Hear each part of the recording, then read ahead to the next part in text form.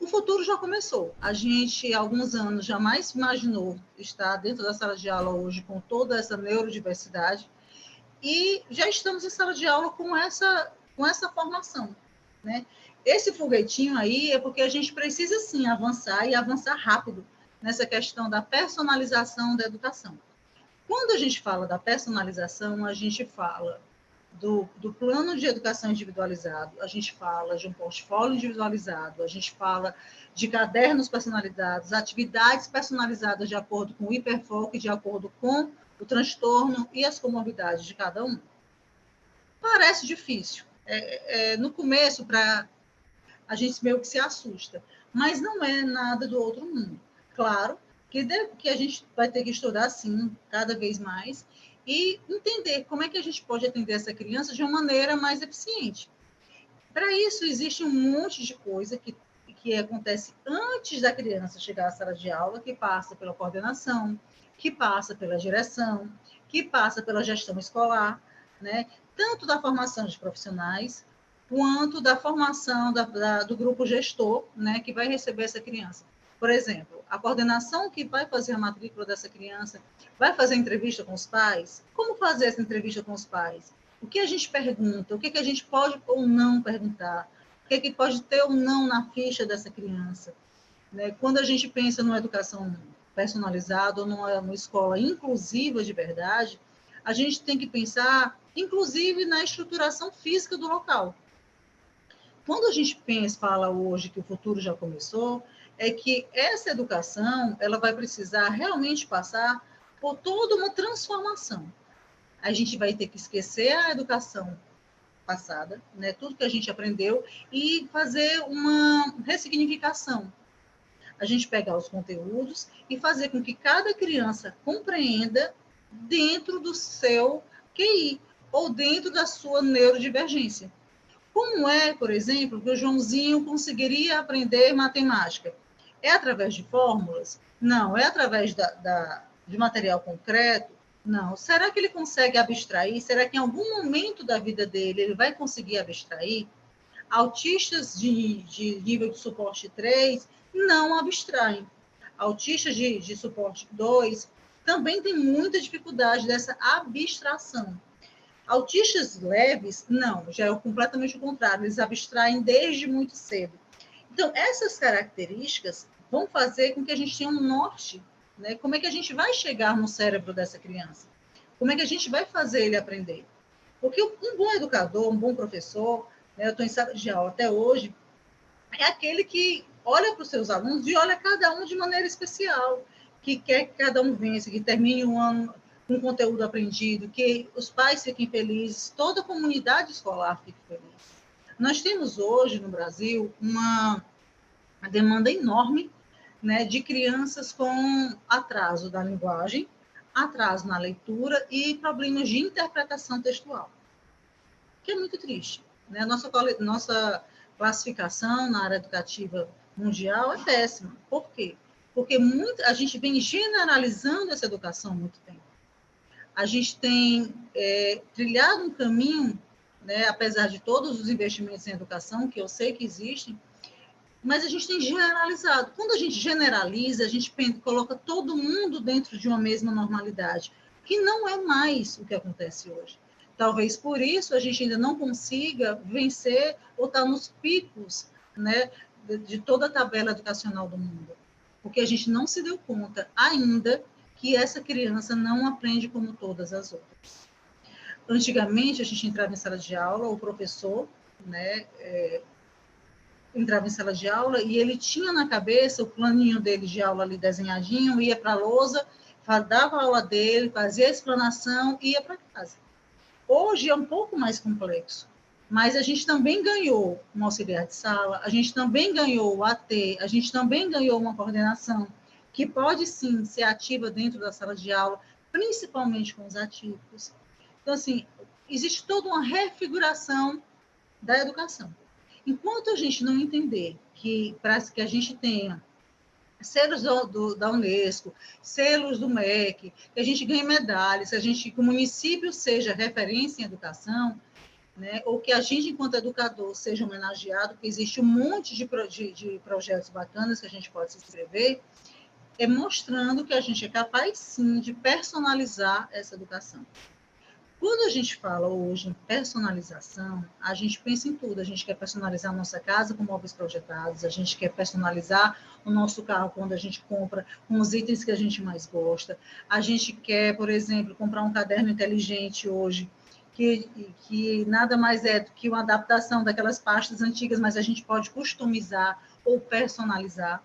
Então, todo mundo quer um tratamento especial, principalmente as famílias dessas crianças. Essas crianças, muitas vezes, dependendo do nível de síndrome ou transtorno, eles sequer se dão conta se estão ou não sendo atendidas de maneira eficiente. Eles simplesmente se sentem abandonados em sala de aula. Ou, na pior das hipóteses, eles acreditam que é aquilo ali mesmo. Tá?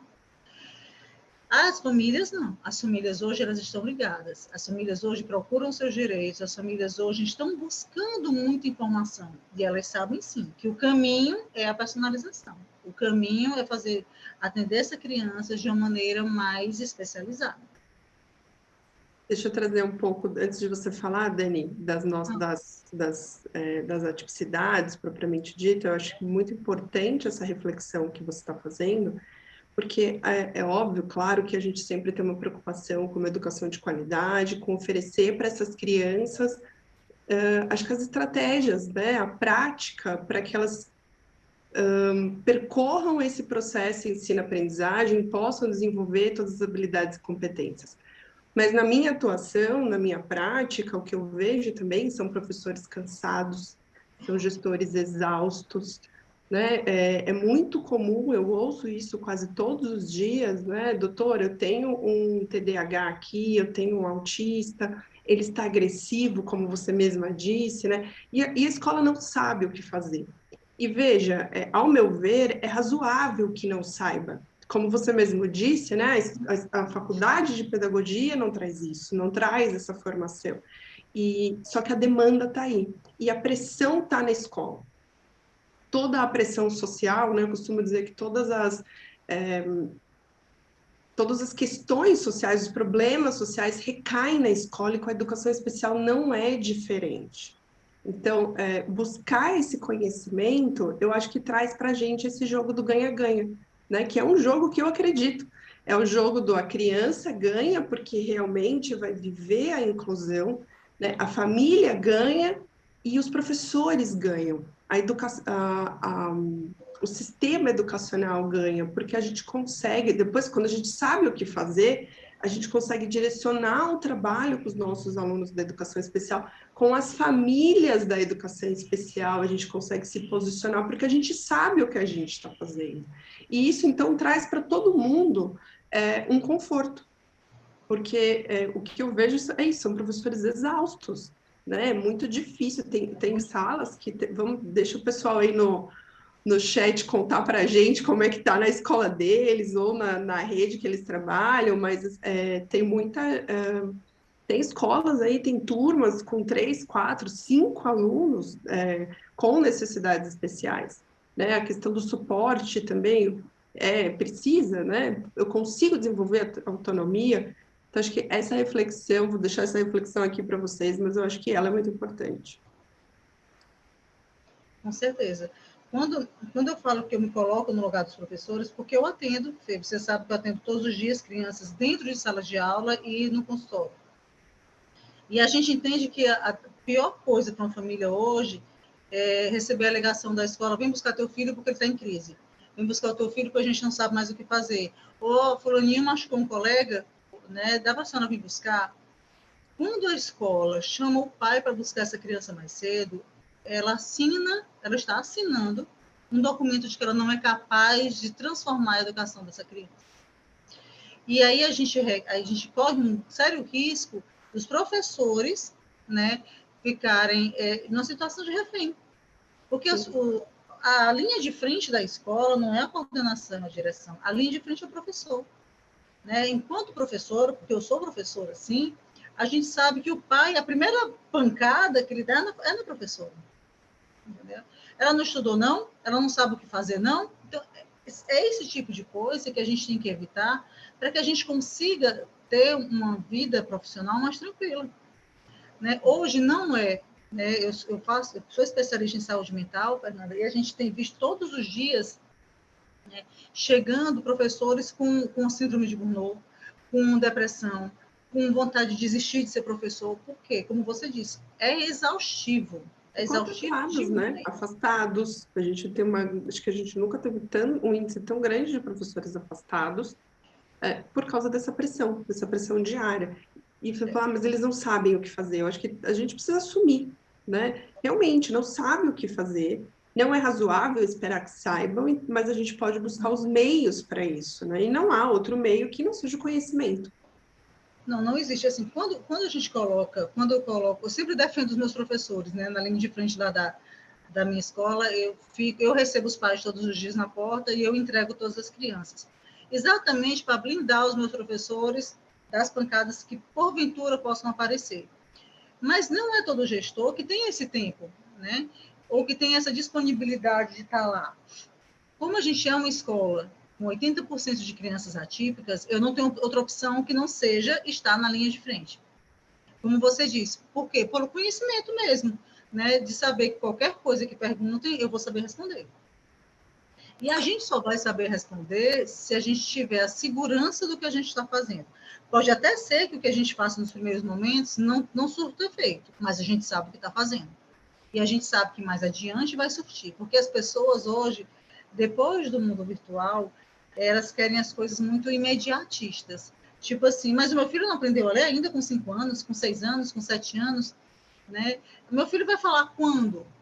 Né? Meu filho é autista, só tem apraxia da fala. Então, são muitas dúvidas que recaem sobre um professor que não tem formação para isso, ou pelo menos que não tem a formação básica para isso. Porque a gente tem que entender também que todo e qualquer profissional, bom profissional, estuda diariamente. Eu na minha área, você na sua, e todo mundo, né, que quer ser bom no que faz, está sempre em busca de novos conhecimentos. Imagine você, né, descobrir um mundo gigantesco da neurociência hoje. Né? Isso é um presente de Deus, porque, sinceramente, antigamente a gente sabia o que fazer mesmo, entendeu?